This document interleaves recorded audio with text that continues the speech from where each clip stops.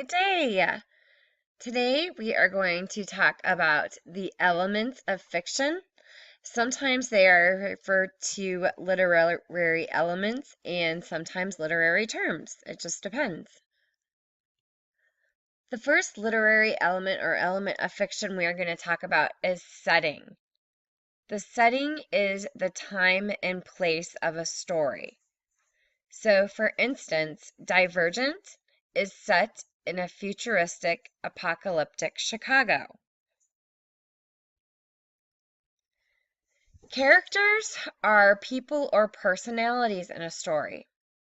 They don't always have to be a protagonist or an antagonist, but if you're looking at the main characters, you can always identify the protagonist by being the main character or the hero or good guy in a story. That's the person that we always want to win or have good things happen to. The antagonist is the one who opposes the protagonist or the villain or the bad guy in a story. That's the one we always want the protagonist to beat or overcome in some way. So for instance, Harry Potter would be the protagonist and Voldemort would be the antagonist. Another example of this in, oh my goodness, what's it called? Hunger Games. Sorry, jeez, would be Katniss Everdeen would be the protagonist and President Snow the antagonist. Next is conflict. Conflict is the problem or struggle in a story. A lot of times English teachers will want you to know that it's man versus self, man versus man versus nature, or man versus society. But really, it's important just that you know that every story is going to have some sort of conflict. It doesn't have to be an all-out fight or tug of war, as in this picture, but there's always going to be something the protagonist has to overcome. If there isn't conflict, it's not a good story. Point of view. The point of view is how the story is being told, in what point of view, or who the narrator is. So there's three different types of narrators, and actually, if you, there's actually four really, but first person is the I narrator. So it would be if the main character is telling the story through their own eyes. So they're always saying, I did this, I did that.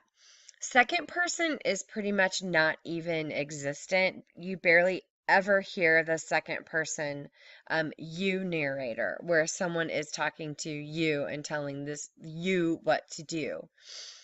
Third person is the next most popular, so it's usually going to be first person or third person that you hear.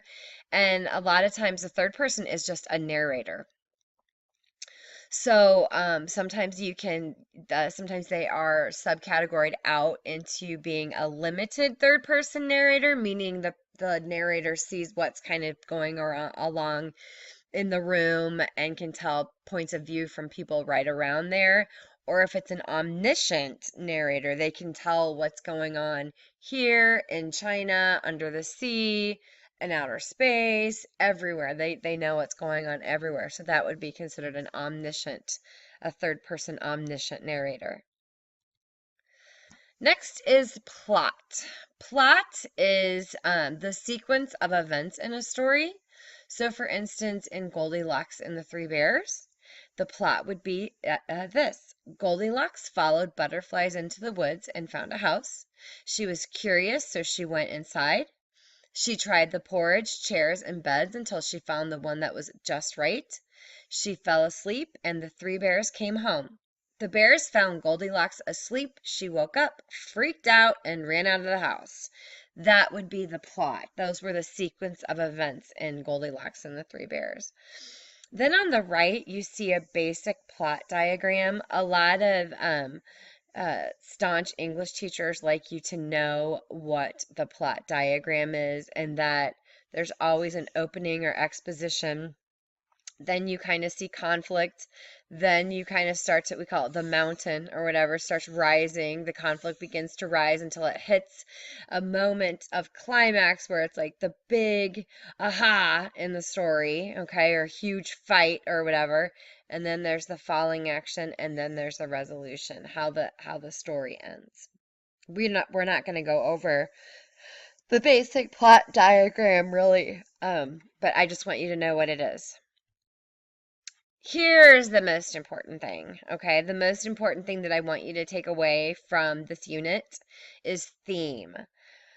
Theme is extremely important, muy importante. Theme is the author's intended message the reader takes from the story. Sometimes people like to say it as the moral of the story is, but that's not always true. So, the example from the parable of the tortoise and the hare, the theme there would be slow and steady always wins the race. Now, one thing I do want you to realize is that theme and topic are not the same thing. The theme from the tortoise and the hare is not races or it's not winning. The theme is a message saying slow and steady always wins the race. A theme can't just be races. Okay, that is not a theme. That could be a topic. The author always has an intended message, also considered a theme in every story. We will be taking a benchmark or an IACT over theme, and we're going to start learning more about theme and how to identify theme in short stories. We're going to start that today with one of my favorite short. It's really, really short, but it's a good story called After 20 Years by O. Henry. Thank you.